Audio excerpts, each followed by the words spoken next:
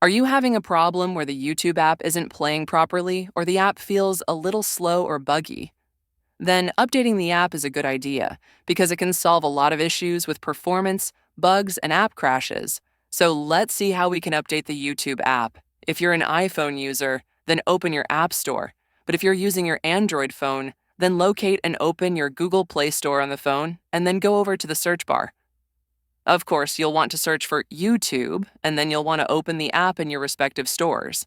If your YouTube application isn't updated, then you're going to see this Update button right here, which you'll want to click on, and then your app will start downloading and updating to the latest version. Updating YouTube ensures the app runs smoothly, gives you access to the newest features, improves performance, and often fixes issues like crashes or playback problems.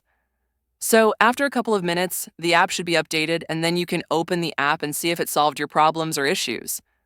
If you have any other solution or suggestion about this whole process, then make sure you leave them in the comments down below so we can help more people. Thank you so much for watching this video, everyone, and I will see you soon.